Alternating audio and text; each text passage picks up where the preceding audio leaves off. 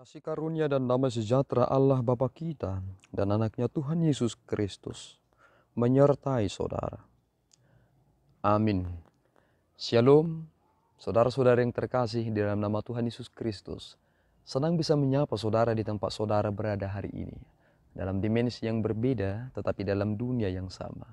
Sebagai insan yang diciptakan untuk Tuhan, sebelum kita melakukan rangkaian aktivitas kita pada hari ini, marilah kita mengawalinya dengan mendengarkan firman Tuhan.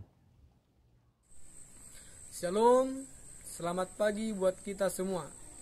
Sebelum kita memulai rangkaian aktivitas kita pada hari ini, marilah kita terlebih dahulu mendengarkan firman Tuhan yang menjadi renungan untuk kita pada pagi hari ini, yang tertulis di Hosea 10 ayatnya yang ke-12.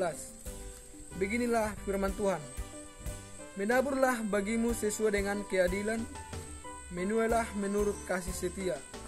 Bukalah bagimu tanah baru, sebab sudah waktunya untuk mencari Tuhan, sampai Ia datang dan menghujani kamu dengan keadilan.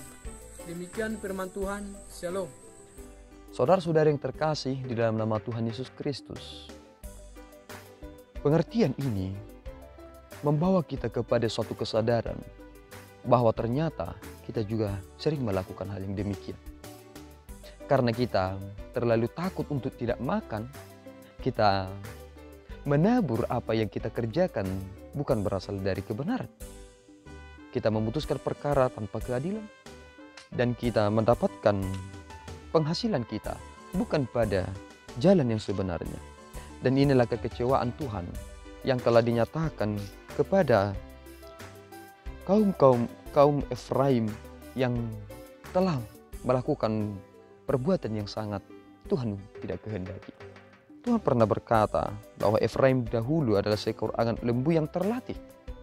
Lihatlah, tidak ada lembu yang bisa langsung menggirik sawah dengan sendirinya. Sejak dari kecil mereka telah terlatih untuk dapat membajak sawah dengan baik. Bagaimana Allah berkata bahwa Efraim juga demikian.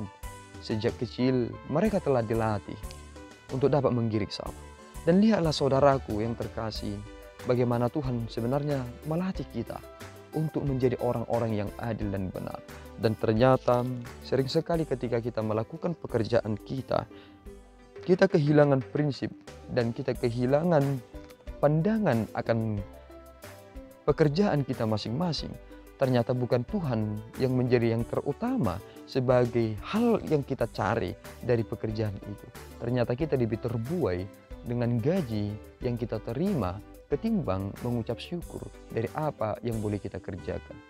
Dan inilah yang membawa seseorang itu semakin jauh dari Tuhan.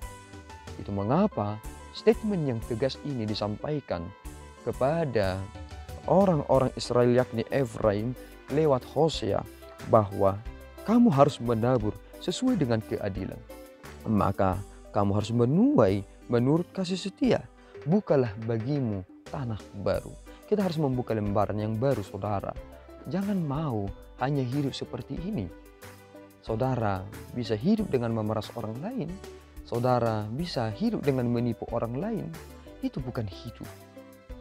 Itu hanya kesempatan untuk menjadi orang yang menyia-nyiakan hidup. Tetapi kita harus menjadi orang-orang yang adil.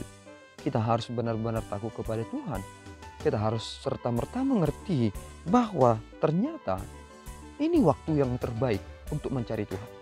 Jangan pernah berkata, nanti ketika aku sudah tua, baru aku akan bertobat. Sekaranglah waktu yang terbaik untuk kita menjadi orang yang bertobat, kembali kepada jalan yang benar itu dan melakukan pekerjaan-pekerjaan yang baik. Lebih baik kita menikmati hasil yang sedikit tetapi dengan jerih payah kita, dengan membakar keringat kita, dengan jalan yang benar, ketimbang kita menikmati banyak hal tetapi berasal dari tipu muslihat, dari yang bukan jalannya, atau dengan cara yang bersumber dari hikmat-hikmat dunia ini. Kita akan mengerti satu hal, memang kita di dunia ini sepertinya sedang berkompetisi.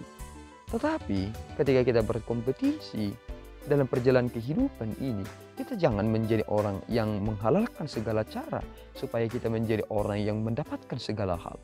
Kita harus menjadi orang-orang yang adil. Karena orang yang membajak dengan kefasikan akan menurai kecurangan. Mereka akan memakan buah kebohongan. Karena ketika kita mengandalkan diri kita sendiri, ternyata itu jugalah bentuk dari kefasikan itu. Maka saudaraku, tetaplah bersandarkan kepada kekuatan yang bersumber dari Tuhan. Awali pekerjaan saudara dengan terus berdoa dan berserah diri kepada Tuhan. Memang Tuhan mengizinkan ada kekuatan dalam diri kita. Kita memiliki otot dan memiliki otak. Kita bisa menggunakan itu secara optimal. Tetapi lihatlah satu hal, bagaimana pergeseran nilai itu telah terjadi dalam kehidupan kita. Dulu orang menyembah batu, menyembah pohon dan lain sebagainya disebut sebagai penyembahan berhala. Tetapi kini orang yang menyombongkan dirinya lebih mengandalkan kekuatannya sendiri. Dia juga sedang menjadikan dirinya seperti Allah bagi dirinya. Itu adalah keberhalaan.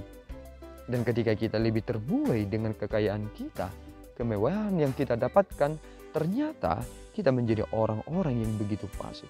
Maka saudaraku yang terkasih, Allah itu adalah Allah yang setia, Allah yang sejati, dan Allah yang benar. Tuhan tidak ingin kita menjadi manusia-manusia yang hidup dalam kemerosotan moral. Kita telah mengetahui ini. Kita punya beban moral dari apa yang kita telah terima ini. Dan Yesus Kristus berkata bahwa mereka telah dihakimi dari apa yang mereka telah dengar. Firman Tuhan telah memberikan kita penjelasan bahwa sejak saat ini kita telah menghakimi diri kita sendiri dari kebenaran yang boleh kita terima dan dengarkan hari ini. Jangan terbuai dengan apa yang saudara dapatkan, tetapi teruslah menjadi orang yang mendapatkan perhatian Tuhan. Tuhan memberkati. Kita berdoa. Ya Allah Tuhan kami bersyukur atas anugerah-Mu. Terpuji nama-Mu Bapa lewat firman yang boleh kami dengarkan hari ini. Maafkan kami Bapa atas kefasikan kami, yang lebih menekankan kekuatan kami, yang tidak mencari kebenaran-Mu, yang tidak mencari kemurahan hati-Mu. Tolong pelihara kami Bapa dan izinkan kami mengerti akan maksud Tuhan lewat Roh Kudus yang menuntun kami, sehingga kami benar-benar sebagai manusia yang telah mengerti dan hidup sebagaimana kami semestinya hidup di hadapan Tuhan. Terpuji nama-Mu Bapa, dalam Yesus kami telah berdoa dan mengucap syukur. Anugerah Tuhan kita Yesus Kristus, kasih setia Allah Bapa, dan persekutuan Roh Kudus menyertai saudara. Amin. Tuhan Yesus memberkati.